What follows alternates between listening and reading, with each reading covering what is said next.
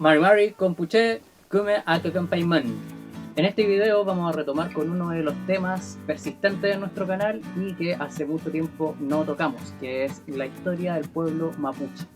Y es que son bastante conocidas las hazañas del pueblo mapuche mientras daban cara contra el Imperio Español. No tanto así, no son tan conocidas las hazañas del pueblo mapuche enfrentándose a la colonización chilena. ¿Por qué será que no nos enseñaron tanto esto cuando estaba estudiando en el colegio?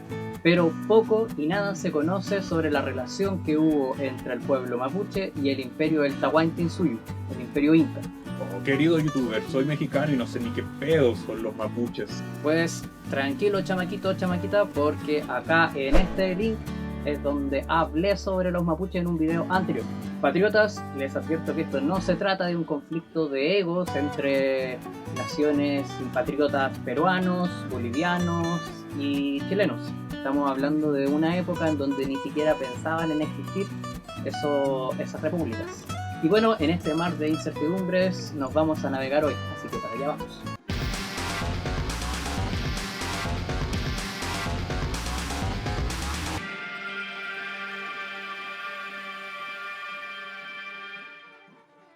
La verdad es que no existen muchas fuentes que traten este tema sobre este encuentro entre el Tahuantinsuyo y el pueblo mapuche.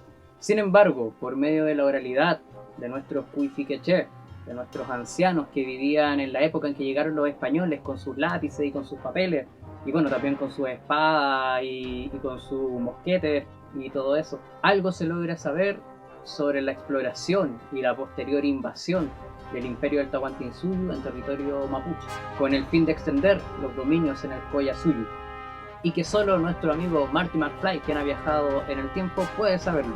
Advierto nuevamente que la investigación sobre este encuentro es demasiado precaria en comparación con otros temas.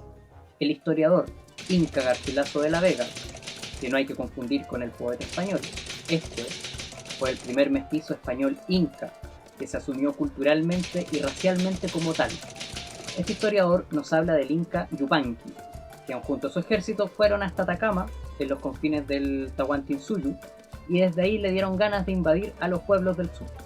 Llegaron hasta Copayapu, que hoy sería Copiapó, Coquimpu, que hoy es Coquimbo, y llegaron al Valle de Chili, que se supone que hoy sería Quillota, aunque también dicen que sería Aconcagua. Bueno, van los incas entre Copayapu y el Valle de Chili, llegando hasta el río Maule, que hoy sería el río Maule.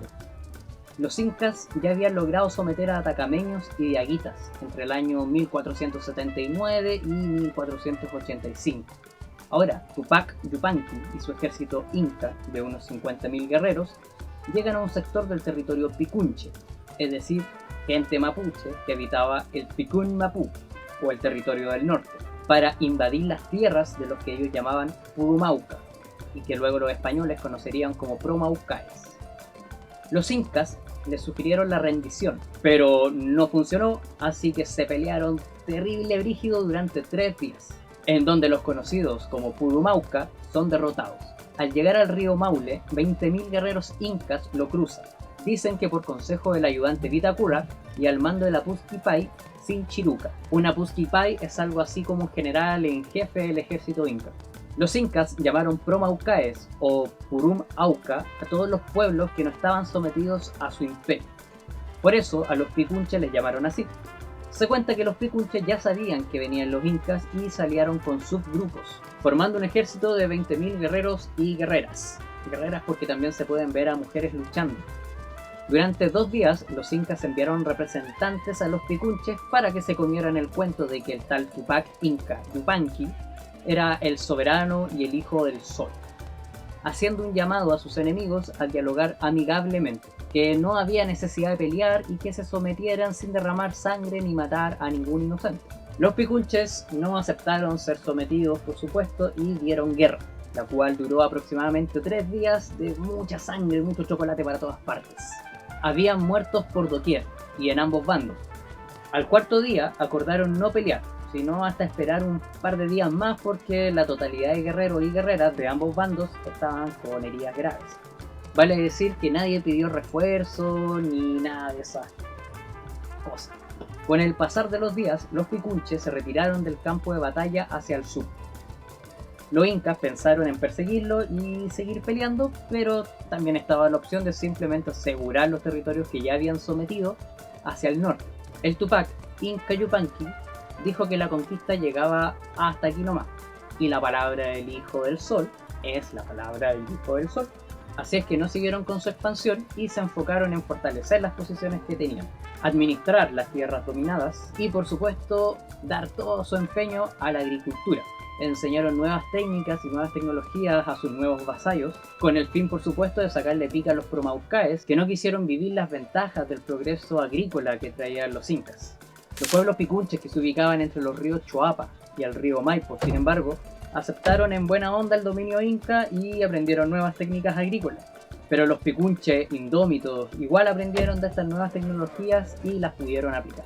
Por algunas décadas los incas pusieron control a las rebeliones locales que se daban entre los ríos Aconcagua y el río Maule, es decir, eran algo así como la nueva Yuta en estos territorios. Sin embargo, una guerra civil fracturó al imperio inca. Dos hermanos, Huáscar y Atahualpa, se agarraron de las mechas por el poder y los ejércitos incas se tuvieron que ir retirando para ayudar en ese conflicto. Alerta de spoiler, ese conflicto, los únicos que ganaron y sacaron ventaja de esto fueron los españoles que, al mando de Francisco Pizarro, lograron tomar todo el poder del imperio inca. Las desventajas del poder centralizado.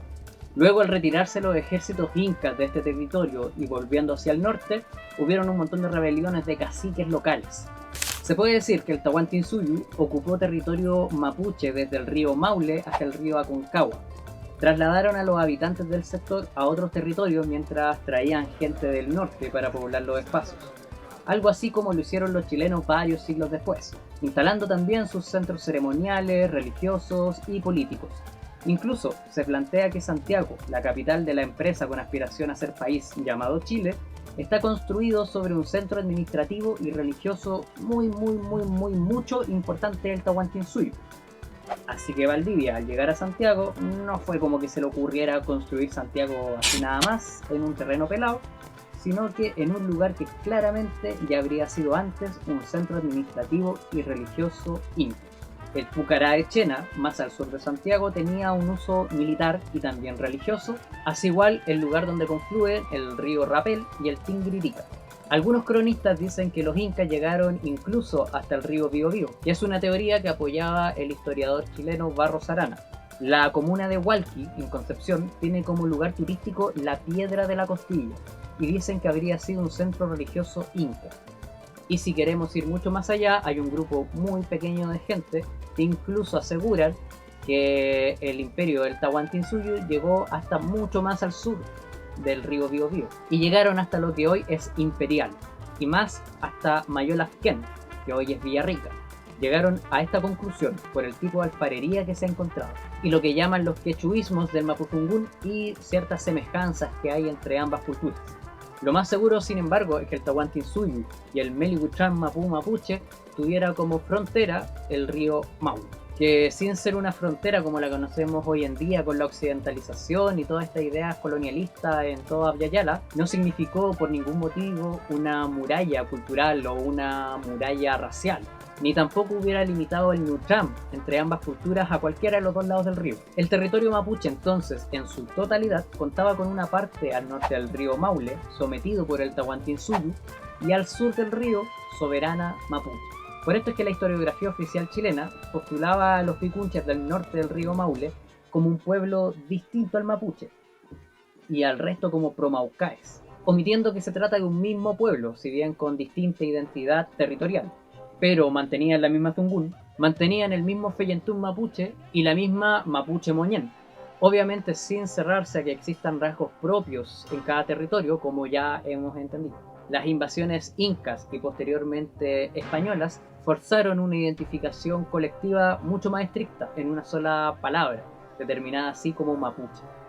Los incas buscaron reproducir su cultura en el territorio conquistado, implementar su propio régimen de trabajo, aumentar la producción de frutitas y verduras, explotar las minas de oro, cobre y plata, lo que se traducía a aprender nuevos saberes, conocer otras tecnologías para trabajar la tierra, ya que claramente antes de la llegada de los incas, sabemos, ya existía un universo muy rico en conocimientos y que compartían características similares. Los picunches al norte del río Maule, ya sometidos al imperio, debían obediencia a un curaca, que es un jefe político y administrativo de un espacio de tierra, quien era elegido por el imperio y que reproducía y buscaba hacer reproducir la cultura y la religión del imperio.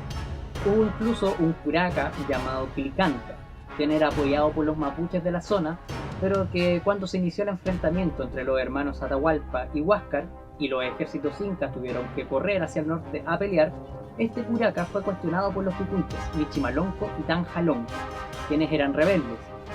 Si bien Quilicanta tenía el apoyo de otros loncos mapuches que eran obedientes y sumisos a la soberanía de los incas, la gente que habitaba el Aconcagua era mucho más pro-independentistas. No estaban ni al metro con el imperio inca.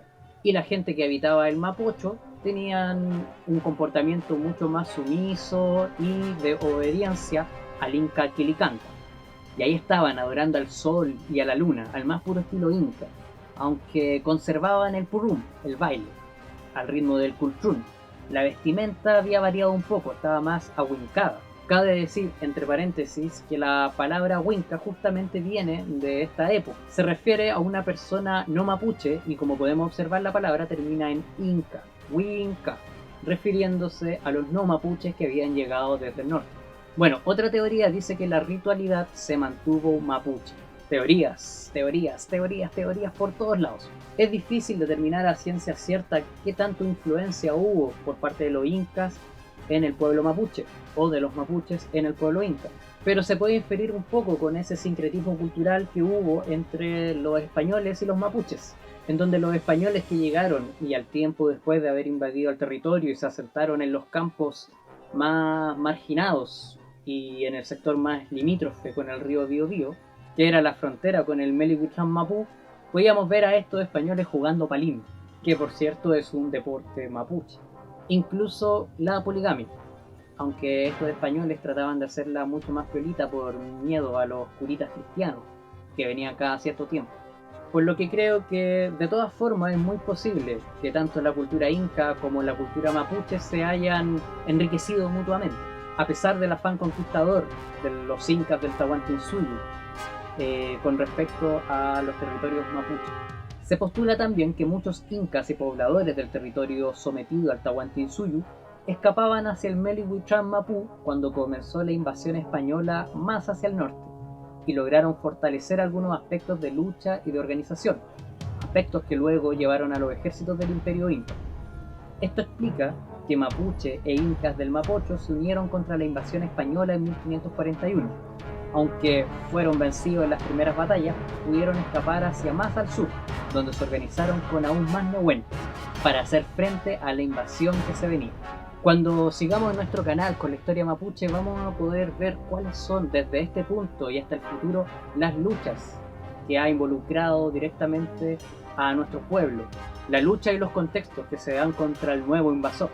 Imagínate que de pronto ves a lo lejos cómo llegan miles de figuras por la tarde, altos, montados sobre una especie de animal extraño, vestidos con un traje de metal duro.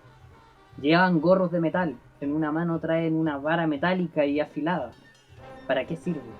En la otra mano traen la figura de su dios, un hombre clavado a una cruz.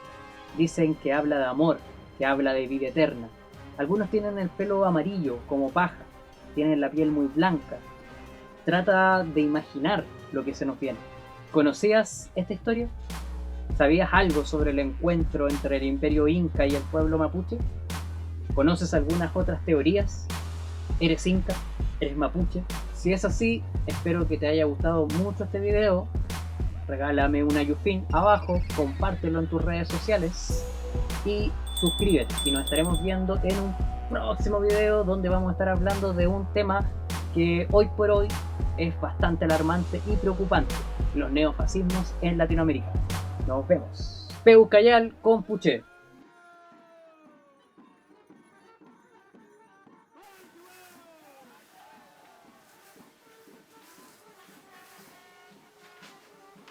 ¿Y ustedes todavía están acá? Vayan a suscribirse, les dije, suscríbanse abajo, ocupamos la historia, suscríbanse. Ya, váyanse.